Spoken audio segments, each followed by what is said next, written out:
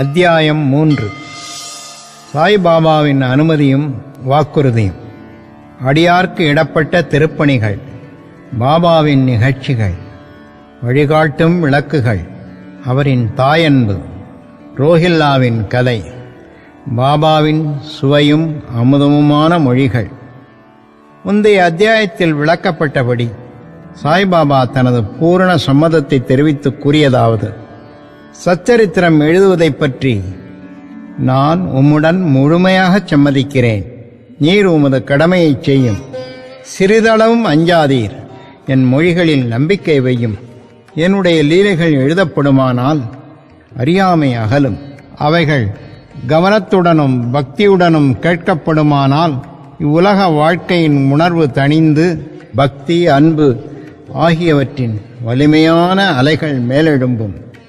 என்னுடைய லீலைகளின் ஆழத்தில் ஒருவன் முழுகுவான். ஆனால் அவன் ஞானம் என்னும் விலைமதிப்பில்லாத முத்துக்களை எடுப்பான். இதை கேட்டு இந்த நூல் ஆசிரியர் மிக்க மகிழ்ச்சி அடைந்தார். உடனே தன்னம்பிக்கை உடையவராகவும் பயமற்றவராகவும் ஆனார். இந்த பணி வெற்றிகரமாக நிறைவேறியே தீர வேண்டும் என்றும் எண்ணினார். பிறகு ஷாமா மாதவராவ் தேஷ்பாண்டேயிடம் திரும்பி பாபா கூறியதாவது: ஒருவன் என் நாமத்தை அன்புடன் உச்சரிப்பானாகில் நான் அவனுடைய ஆசைகளை பூர்த்தி செய்து அவனுடைய பக்தியை அதிகப்படுத்துவேன். என்னுடைய வாழ்க்கையையும் செயல்களையும் ஊக்கமுடன் இசையாக பாடுவானாயின் அவனுக்கு முன்னும் பின்னும் எல்லா திக்குகளிலும் சூழ்ந்திருப்பேன். பாபா आओ मेरे कीर्तन में,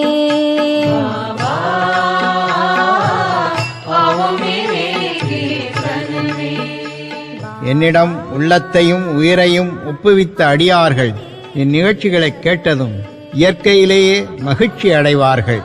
நம்பிக்கையுடன் எனது லீலைகளை எவனாவது இசைப்பானாயின் அவனுக்கு எல்லையற்ற பேரின்பத்தை நல்கி என்றும் நிலைத்திருக்கும் திருப்தியையும் அளிப்பேன்.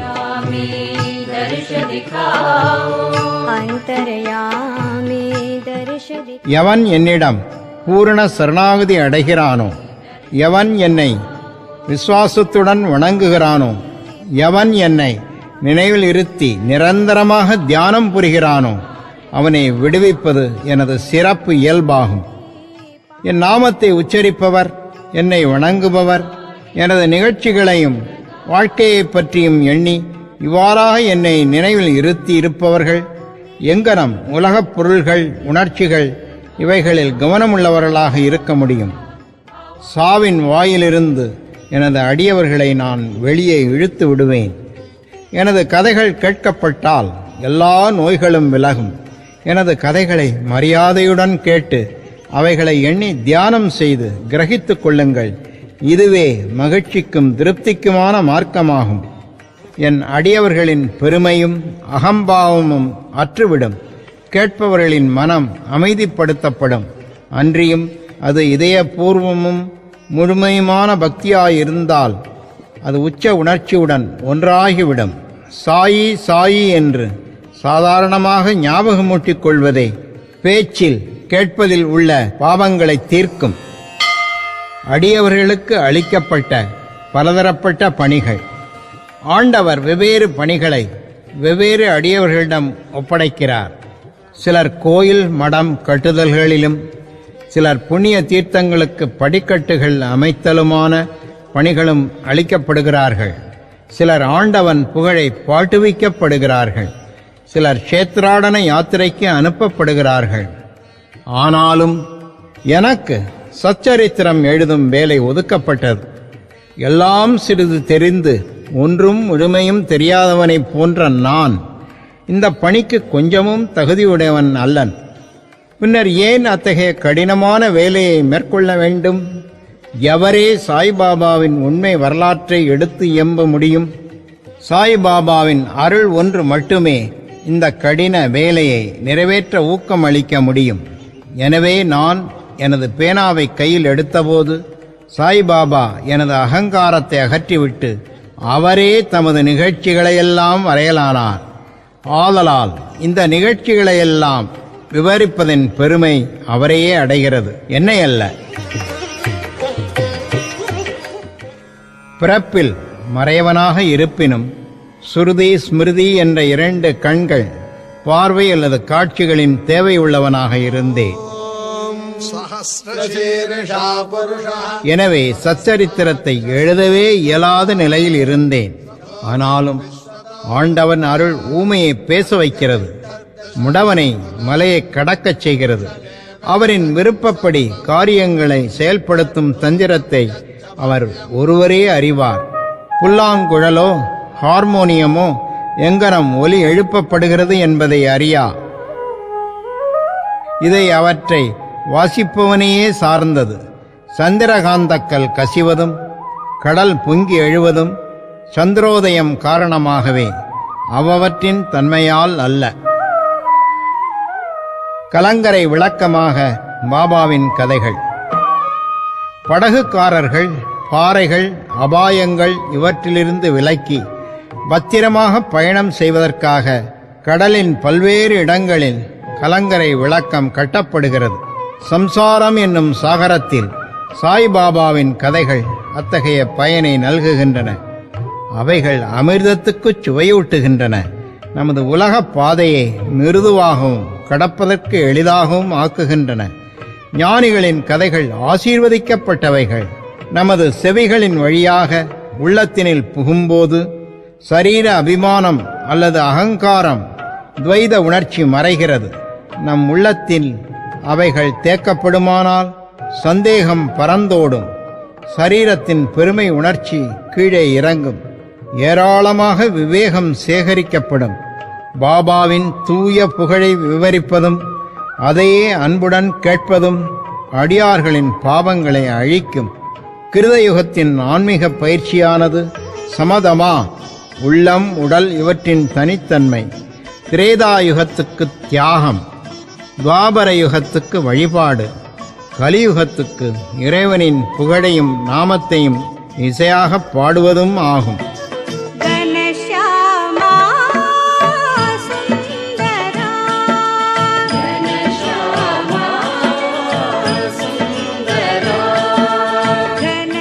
கடைசி பயிற்சியானது 4 வருணத்தைச் சேர்ந்த எல்லோருக்கும் உரியதாகும். மற்ற பயிற்சிகளான யோகம், யாகம், தியாகம், தியானம், தாரணை, ஒருமுகப்படுத்துதல் ஆகியவை பழகுவதற்கு மிகவும் கடினமானவை. இறைவனது சாய்பாபாவின் புகழைச் செவிமடுப்பது மிகவும் எளியதாகும். நாம் நமது கவனத்தை அவைகள் மீது திருப்ப மாத்திரமே வேண்டும். இவைகளை கேட்பதும் கதைகளை பாடுவதும் புலன்கள் அவற்றின் பொருள்கள் மீதுள்ள உறவை நீக்கி அடியவர்களை பற்றறுத்தவர்களாக்கி முடிவில் ஆன்ம உணர்வுக்கு வழியமைக்கும். இந்த குறிக்கோளையே கருத்திற்கொண்டு சாய்பாபாவின் சச்சரித்திராமிருதா என்னும் அவரது கதைகளை எழுதச் செய்தார் அல்லது உதவி செய்தார். அடியவர்கள் இப்போது இந்த கதைகளை எளிதாக படிக்கவோ கேட்கவோ செய்யலாம். அங்கனம் செய்யும்போது அவரை தியானம் செய்க. சாய்பாபாவின் தாயன்பு. தனது இளங்கன்றை பசு எங்கனம் நேசிக்கிறது என்பதை யாவரும் அறிவார்கள். அதன் மடி எப்போதும் நிறைந்திருக்கிறது. கன்று பால் வேண்டி மடியை முட்டும்போது தடையின்றி பால் பெருக்கெடுக்கின்றது. அங்கனமே தாயாரும் தக்க தருணத்தில் தனது குழவியின் பசியை அறிந்து முலையமுது தந்து ஊட்டுகிறாள்.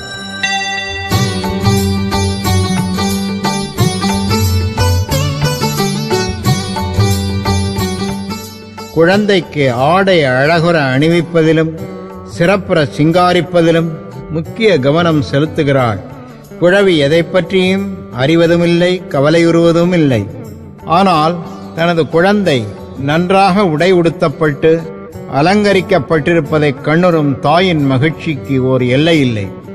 தாயன்பு விசித்திரமானது, அசாதாரணமானது, பற்றில்லாதது, இணையில்லாதது. தமது அடியவர்களிடம் சத்குருவும் இத்தகைய தாயன்பை காண்பிக்கிறார்கள்.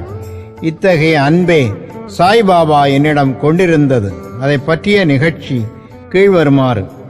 நான் அரசாங்க வேலையிலிருந்து 1916ஆம் ஆண்டில் ஓய்வு பெற்றேன். கௌரவமாக எனது குடும்பத்தை நடத்துவதற்கு எனக்கு தீர்மானித்து தரப்பட்ட பென்ஷன் போதவில்லை. குரு பூர்ணிமா அன்று நான் ஷீரடிக்கு சென்றிருந்தேன். அங்கு திரு அண்ணா சின்சினீக்கர் அவராகவே பாபாவிடம் எனக்காக கீழ்வருமாறு வேண்டினார். தயவு செய்து அவரை அன்புடன் நோக்குங்கள். அவர் பெரும் பென்ஷன் அறவே போதாது. அவரது குடும்பமும் வளர்ந்து வருகிறது. அவருக்கு வேறு வேலை ஏதும் கொடுங்கள். அவரது சிந்தாகுலந்தனை தீர்த்து அவரை மகிழச் செய்யுங்கள். பாபா பதிலளித்தார், அவர் வேறு ஏதாவது வேலை பெறுவார். ஆயின் இப்போது அவர் எனக்கு பணி செய்து மகிழ்ச்சியாக இருக்க வேண்டும். அவரது உணவு எப்போதும் நிறைந்திருக்கும், ஒருபோதும் காலியாக இராது. அவர் தனது கவனம் அனைத்தையும் என்பால் திருப்பி நாஸ்திகர்கள், மதப்பற்று அற்றவர்கள், கொடுமையாளர்கள் இவர்களின் கூட்டுறவை தவிர்த்து எல்லோரிடமும் பணிவாகவும் அடக்கமாகவும் இருந்து உள்ளத்தாலும் உயிராலும் என்னை வணங்க வேண்டும். இதை அவர் செய்வாராகில் அவர் எல்லையற்ற பேரின்பத்தை அடைவார். எவருடைய வழிபாடு உபதேசிக்கப்பட்டிருக்கிறதோ அந்த நான் என்பது யார் என்னும் வினாவுக்கு சாய்பாபா என்பது யார் என்னும் குறிப்பில் முன்னமேயே இந்த நூலில் குறிக்கப்பட்டிருக்கிறது. ரோஹில்லாவின் கதை. அல்லாஹு அக்பர், அல்லாஹு அக்பர், எல்லோரையும் அரவணைக்கும் சாய்பாபாவின் அன்பை ரோஹில்லாவின் கதை நமக்கு காட்டுகிறது. உயரமாகவும் வாட்ட சாட்டமாகவும் காளே போன்ற வலிமை உடையவனாகவும் ரோஹில்லா என்பவன் ஷீரடிக்கு வந்தான். நீண்ட கப்னி என்னும் உடை அணிந்திருந்தான். சாய்பாபாவிடம் உள்ள அன்பினால் அங்கு தங்கியிருந்தான். இரவும் பகலும் கல்மாவை, திருக்குரானின் பாடல்களை சப்தமாகவும் குரூரமாகவும் ஒப்பித்து அல்லாஹு அக்பர், கடவுள் பெரியவர் என்று கத்துவான்.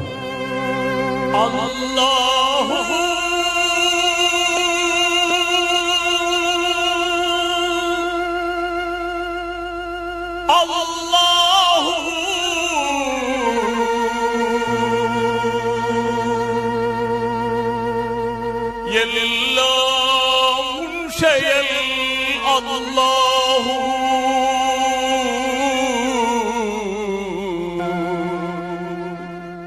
ஷீரடியின் பெரும்பாலான மக்கள் பகலெல்லாம் தங்கள் வயலில் வேலை செய்துவிட்டு இரவு வீட்டிற்கு திரும்பும்போது ரோஹில்லாவின் குரூர இரைச்சல்களாலும் கத்தல்களாலும் வரவேற்கப்படுவார்கள். அவர்கள் தூங்க முடியாமல் மிகுந்த தொல்லையும் அசௌகரியமும் அடைந்தார்கள். மௌனமாக இந்த தொந்தரவை சில நாட்கள் பொறுத்திருந்து அவர்களால் இனிமேல் பட முடியாது இந்த துயரம் என்னும் நிலை வந்தவுடன் பாபாவை அணுகி இதை கவனித்து ரோஹில்லாவின் தொந்தரவை நிறுத்தும்படியும் வேண்டிக் கொண்டார்கள். பாபா அவர்களின் வேண்டுதல்களை கவனிக்கவில்லை, மாறுபாடாக அவர்களை கடிந்தார். அவர்களை தங்கள் வேலைகளை கவனிக்கும்படியும் ரோஹில்லாவை கவனிக்க வேண்டாம் என்றும் கூறினார். அவர் மேலும் ரோஹில்லாவுக்கு சாந்திப்பி என்னும் மிகவும் கெடுதலான மனைவி ஒருத்தி இருக்கிறாள் என்றும் அவள் உள்ளே வர முயன்று ரோஹில்லாவையும் தம்மையும் தொந்தரவு செய்வதாகவும், ஆனால் ரோஹில்லாவின் பிரார்த்தனைகளை கேட்டவுடன் அவள் உள்ளே நுழைய துணியவில்லை என்றும், ஆதலால் அவர்கள் மன அமைதியுடனும் மகிழ்ச்சியுடனும் இருக்கிறார்கள் என்றும் கூறினார். உண்மையில் ரோஹில்லாவுக்கு ஒரு மனைவியும் கிடையாது.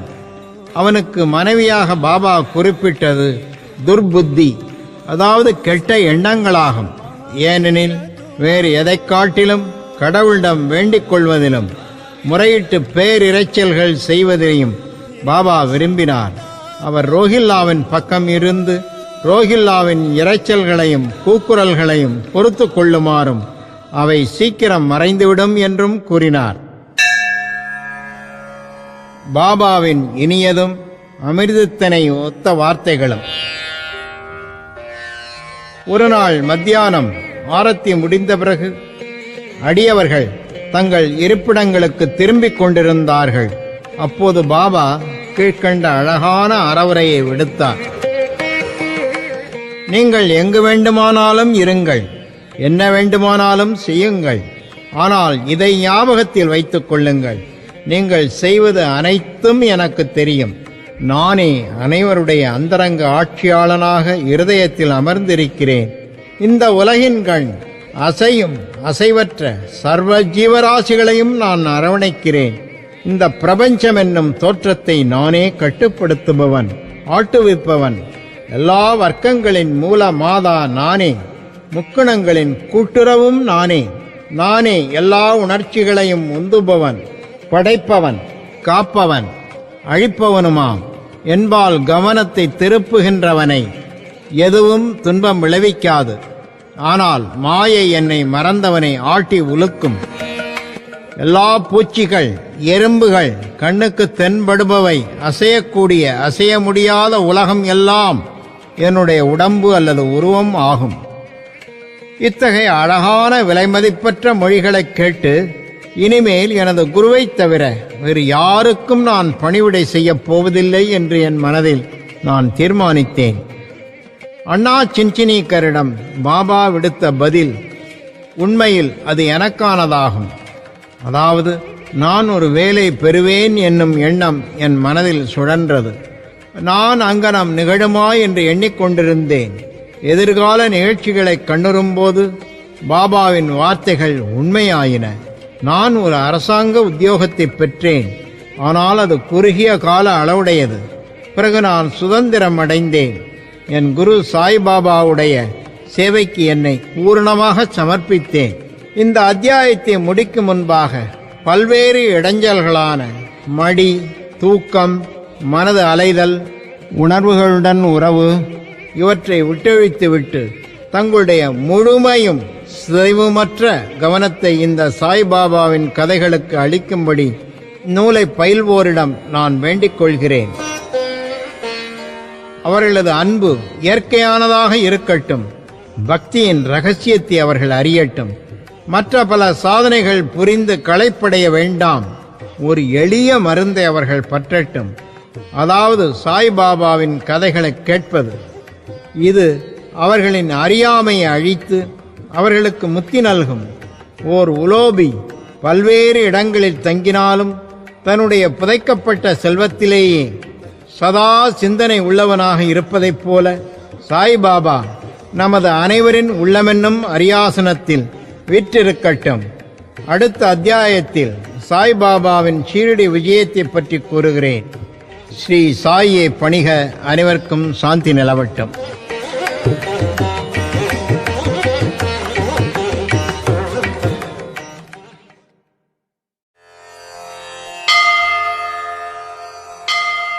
அத்தியாயம் 3. சாய்பாபாவின் அனுமதியும் வாக்குறுதியும். அடியார்க்கு இடப்பட்ட திருப்பணிகள்.